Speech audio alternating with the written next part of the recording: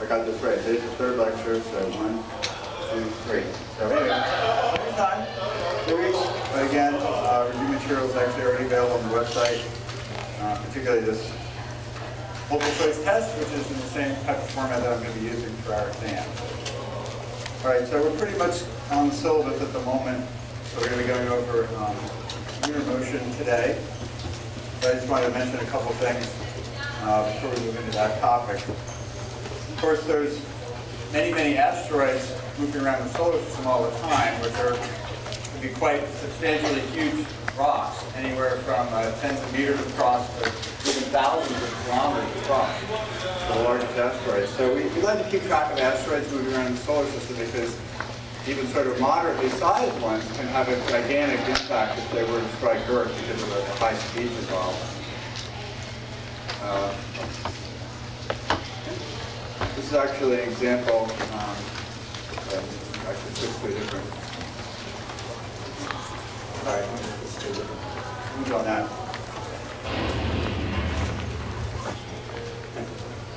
Okay, here we have an asteroid. This part is almost dead. I didn't get around to replacing the battery, so but this particular one actually passed by 2 years ago, and as it says here, the Earth-Moon distance on average is about 238,000 miles or so. This asteroid moves within about 49,000 miles of Earth, so only about 20% of the Earth-Moon distance. Still around 6 times Earth's diameter away, but that's still a very close passage for an asteroid. And this one was tens of meters across, large enough to actually create what would have been pretty much like a small nuclear blast type of energy. So it raises the question, of course, how many asteroids are out there that could potentially strike Earth, and how can we detect them? What can we do about them? We're getting a lot better at detecting them. There isn't still a whole lot we can do about it, other than probably a lot of religious conversions and things like that. If we knew that one was actually going to strike us, because you probably all heard of Bruce Willis, the actor, but he's actually, I think, kind of retired. He did that one sequel over the summer, but he doesn't fly to asteroids anymore like he did in what was that? Armageddon, exactly. Doesn't do that anymore. It's not in his contract. So we'd actually have to have a different way of dealing with this type of situation if it happens. Now, the previous image was not to scale because I wanted to show you the Earth and the Moon. And this actually is to scale. This is the accurate size of the Moon. With about 25% of Earth's diameter. So this is an accurate depiction. And even the distance is actually to the correct scale here. So if you were floating around in deep space and you look back at the Earth and the Moon, you'd see them in these relative sizes and this relative spacing. So that was better. So here you see that this thing actually did come within about 20% of the Earth's distance. So we like to keep track of such things. And we'll talk about this more when we get later in the semester when we get to the chapter about asteroids. But the thing about asteroids is they're moving at tens of thousands of kilometers per hour. So, which actually is also true for meteorites and the little specks that create shooting stars. The reason they're so bright when they streak through the sky is because they're moving thousands of kilometers per hour. Even though they're only dust particles, they light up like crazy, they burn up. But asteroids have a huge amount of kinetic energy because of the high speed. So, again, clearly we would want to be aware of those if we can.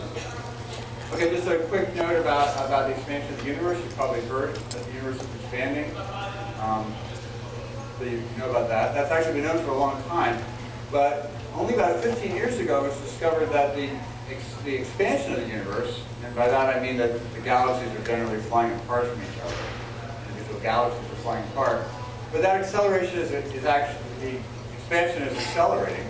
And there's now a new theory that sort of tries to account for that called dark energy. And it's interesting because it turns out that, again, I can't really go through all the details of it, but there's an interesting buzzword that's now being used in astronomy called quintessence, which is sort of the so-called fifth element, which is a type of energy that's causing the expansion to accelerate. We've absolutely, a lot of people are allergic. Thank you. Allergic to quintessence. I said it again, sorry. But anyway, we really have absolutely no idea what this stuff is. It's sort of anti-gravity. I mean, it's a sort of, we would have thought of it as a completely wacko phenomenon 10, 15 years ago, because anybody who talks about anti-gravity would be deemed whack, basically. Gravity always attracts things. But this seems to be essentially a form of anti-gravity, which is actually accelerating the expansion. And the really amazing thing about it is that if we look back over the history of the universe, I'm looking for a specific text here, which here we are, 10 billion years. Well, the universe started off with an expansion, but it was kind of a steady expansion, not this accelerating expansion. And so this dark energy, which was there right from the very beginning, was completely dormant until about 10 billion years ago, which is roughly around the time that the sun turned on, when the sun started to form.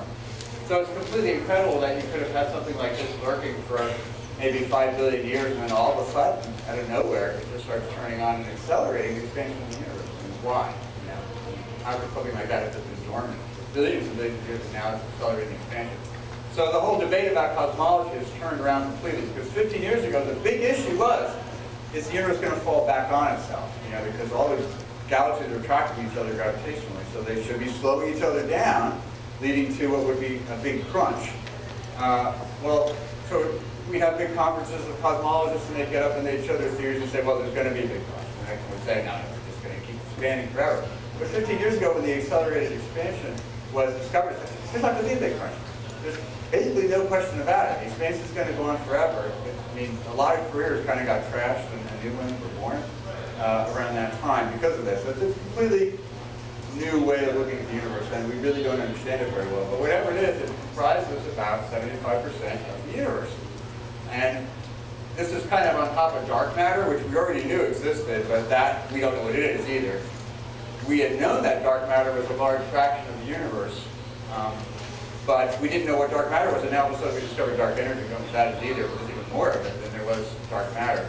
So what we actually understand is just this little slice of what we call normal matter, which just goes to show you that you can't extrapolate entirely based on conditions on the Earth. I mean, we think at least all the types of matter are here on Earth. That's not even true. There's dark matter, which really isn't on Earth. And there's this dark energy, which isn't on Earth either. It's a very strange universe, and we're only looking at a tiny subset of what's going on out there.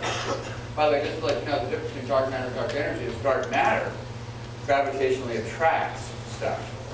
And the reason we think there's dark matter is because when you look at other galaxies, like the Andromeda Galaxy, galaxies are masses of stars that are orbiting around a central point. But the stars are orbiting in velocities that are too fast to be accounted for by the mass that we see in the stars. So the higher speed of those orbits implies that there's more mass that's causing a higher force on them, and that's where dark energy dark matter came from. So that's been known for a long time, but now dark energy is different, and they kind of oppose each other, but they work on different scales. So even though you have dark energy, it doesn't blow galaxies apart, even though it's kind of an anti-gravity. And you think that, okay, 75% dark energy, 21% dark matter, so this whole dark matter thing I just talked about wouldn't work anymore because the big dark energy would overwhelm it or something, and galaxies would fly apart. But dark energy seems to work on a much larger spatial scale than the dark energy in galaxies. So you have all this, lots and lots of reasons going on. So astronomy is still in a revolutionary state, much as it was in the time of Galileo, or even earlier times, if we go back to the times of the Greeks, which we'll talk about when we talk about Aristotle and some of the other Greeks. We now, of course, have this cycle we call the scientific method, which is a cycle that starts with observation, and actually usually leads to some kind of hypothesis, a theory, prediction, and we have this cycle which is supposed to converge on something everybody could acknowledge as the objective truth. That there is an objective reality, and we can all work together to find it by using this systematic method of thinking and putting together thoughts and developing theories. It's a very creative process. It's not as if it's like a mechanical process. Humans are doing this, not machines.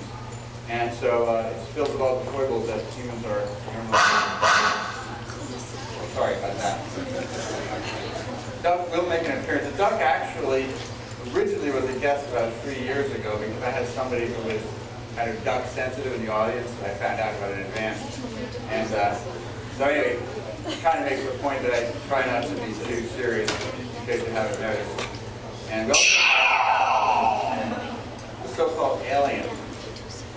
And he's not as nice as jock, as you can see. But this is the important, this is the sociological part of today's lecture. What's that? It's a pineapple. Huh? Pineapple. But what else is it? The international symbol of hospitality. Come on. It's a symbol. It's symbolic. Of what? Hospitality. What? Hospitality. Why? No. They come from one. Come on, it's a symbol of, yeah, not just the symbol of hospitality, the blank. The blank symbol of hospitality. The southern. More broad, southern. Universal. It's the universal symbol of hospitality. Check it out on Wikipedia, but not now. Somebody raised my head. It's the universal symbol of hospitality. So, as I used to tell my kids, if you're ever floating around in space, make sure you bring a pineapple with you, because if you encounter alien life, it is the universal symbol of hospitality. My kids would always say, what's that? It's just a pineapple. I said, no, universal means period. End of debate, right? And so he clearly understands what I'm talking about. I don't really know why I can do all that, but I just sort of become a habit.